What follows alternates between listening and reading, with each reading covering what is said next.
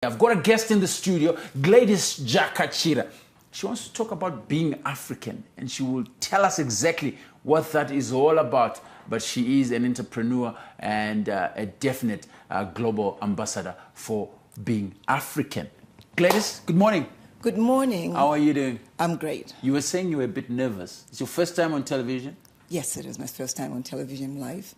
Yeah? Welcome Yes. to ZTN. Thank you. What do you think of our view here? You like it? It's brilliant. It's sunny, it's beautiful. Yeah. And yeah, I'm enjoying sitting here. I like that. I enjoy that. So you represent an organization called Being African. Correct. It's something that you have to acquire, being African. No, being African is... Or you just are African. No, being African is an identity. Mm-hmm. It has a lot to do with where you're born, how you're raised, your customs, your tradition, your identity. So it is at the core of who you are. So I don't know that you acquire it. It is right where you are put in at birth, and then you just develop as an individual in an African culture. Mm. So you run an organization called Being African. That is correct. I want to get straight into that. What do you guys do at Being African? Being African is a platform, multi-channel platform that preserves African cultures and empowers and engages people of African descent. We are especially focused on the future generation, and we are also learning the culture. So we are trying to ignite a movement, if you will, for the love and the pride of our African cultures. Yeah, lots of cultures that are mixed there. It's a mixed masala, as I would call it. You know, Africa. It's so rich with different corners of this beautiful continent, but lots of eroding is coming in there. What are you guys doing to try and uphold this as an organization? As an organization, we have a holistic approach to preserving our culture. We have a platform where we learn the languages as one of the programs, and we have what we call the cultural life cycle, where at ethnic group level, we talk of our marriage practices, step-by-step process, and we invest in the why. Why do we do what we do? Because that is what is missing in understanding ourselves and our culture. And so we have marriage, we have clans and totems, pregnancies, music, art, dance, neighborliness, manners and protocol, right through to the funeral, music, art, dance, right through to the funerals.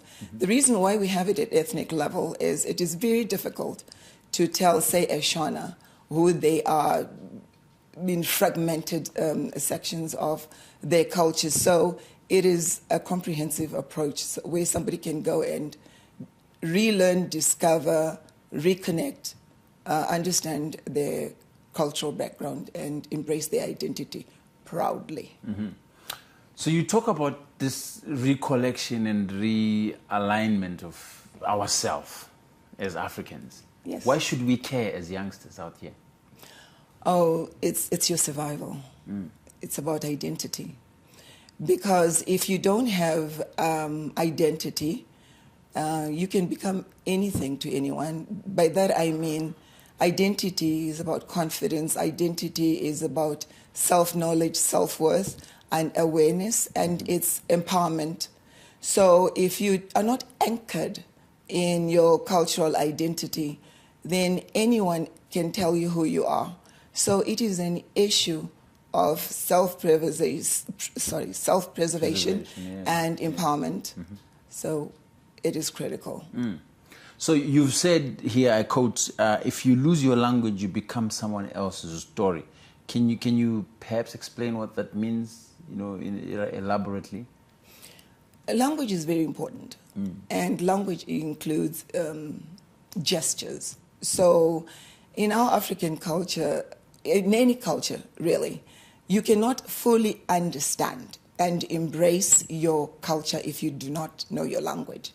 So the language piece is there are certain things you cannot understand when they're translated. And there's ancestral wisdom that we have to tap in, and it is in our native language.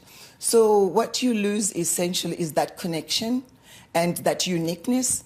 You become vanilla, you're not interesting, because what language gives you is you're adding, if that is foundational, and your language allows you to be uniquely placed, to be empowered, to be different in this world that is pursuing authentic approaches in sense of an awareness of who we are. We need to retain and preserve our languages, because without the languages, our culture is dying. So I think I'm one of the privileged young people in the country to sort of understand, that in its essence. We have 16 languages in this beautiful land. Of course, the 16th being sign language. And not too many youngsters can speak more than 3 of these languages. What can we do to try and instill that importance into this? I have children of my own. I speak 12 of the 16, but they struggle to even speak maybe 2. You have to enforce it. What can we do to encourage that sort of progression in their lives, where they actually understand who they are and why they need to learn their own languages? Well, congratulations. you know so many languages. That makes you very unique and very different, because you are invested in your children learning a second language. What we are observing is that children your age, most of them only speak English now. So the responsibility, I think, is on the parent groups to have a mindset, to understand the value and what is at risk if we lose our languages.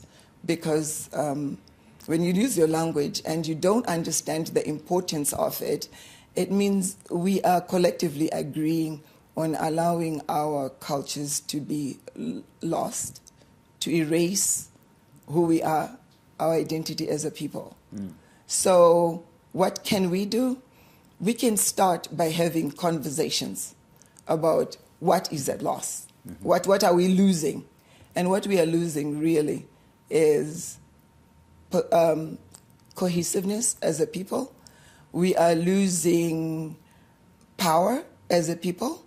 And that level of power is when your kids grow up and they go into the corporate world, say in diaspora, for instance, or anywhere else in the world.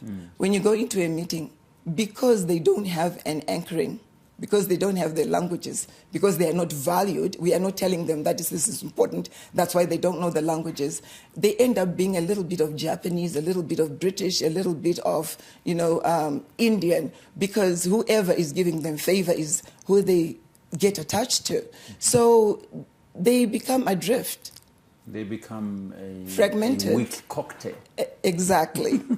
Very fragmented, very adrift, very lost.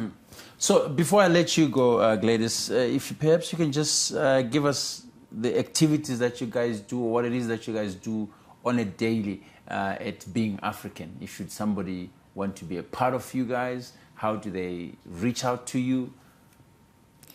We have a website, BeingAfrican.org, and on a daily basis you can send us an email.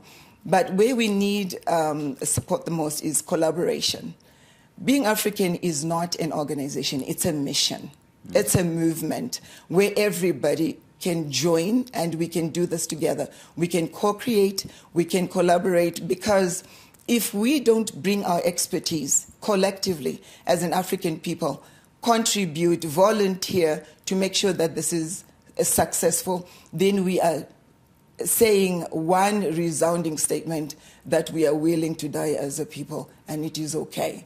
I mean, maybe death is too strong, but we are willing to be dismissed. I'm trying to find pieces within your articulants, You know, it's so great, but I'm trying to figure out, is it because of exposure from outside of Africa, or you've just been here in Africa and you just decided, guys, we have to be African? What inspired you to get there?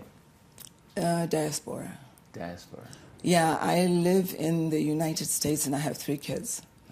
And what I noticed is I'm an adult and I'm very aware and appreciative of my cultural upbringing, but it is nearly impossible, it was at least for my household, for our family, to teach our kids their cultural identity, their history, in a significant way. So what we ended up observing is that they were exposed to a little bit of that culture, a little bit of this culture, and a little bit of that culture. But what it exposed is they didn't belong to any of those cultures. And so the pain points of raising children who are anchorless and who do not know who they are was problematic for me. It was really painful. So being African was inevitable, because if you don't know your identity, abuse is inevitable. Okay, so thank you so much for joining us and for talking to us. But perhaps, how do we find you, or where do we find you? Are there any contact details that you want to leave with us, that people can be part of this movement of being African? Definitely. Our email, info@beingafrican.org, is a great way of contacting us. And we have webinars and a lot of Zoom meetings that are coming up. But I do want to mention that we are starting a book club. Okay. We are going to read our own books, learn our own history, support our own authors, and be authentically ourselves, because if we don't, we have a reputation of not reading. I want to be bold and go as far as saying Africans do read. And we would like to start with a book by Professor Mandivamba Rukuni. And incidentally, the title of the book is Being African.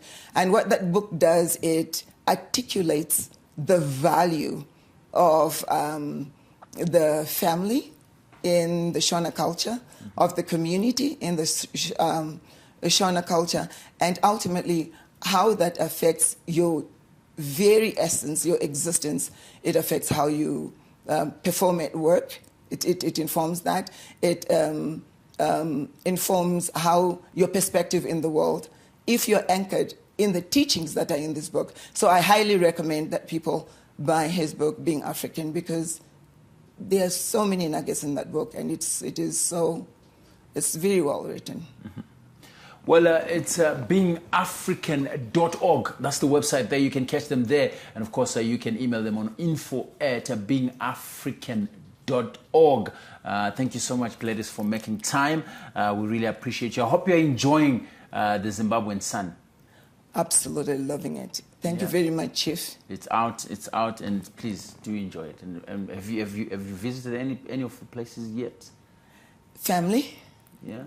That's the most important. I see. Any touristic places that you've gone to? Nah, not this time around. Not this time around. But I will say, can I add something that I missed? Sure. Where they can find us? Yeah. We have a YouTube channel. Okay. Where our cultures, marriage processes are dramatized. I see. So it is a very, very valuable resource, and I'm also asking people to subscribe, support us, because we are in this together. It's not about being African in organization. It's about all of us. Fantastic. It's about all of us, and we have to remember who we are, and it's absolutely important for you to capture your identity. So I move around with a spectra, so they call it, Chimbo, right? You know why I took it? I was going out into the world to market this beautiful country. Okay. And I realized when I was there that I really didn't have anything that identified me as Zimbabwean. It was so sad. Until I realized that, every Zimbabwean household, really, in the olden day, had this thing. And it was passed from the next hair to the next, to the next, to the next. And it will always be there. Kachimbo, neka, what you call it, kademo, kadikiso. just to, it represents the manhood within that particular household. And it's something that is authentically Zimbabwean and cuts across the cultures that we have in Zimbabwe, actually.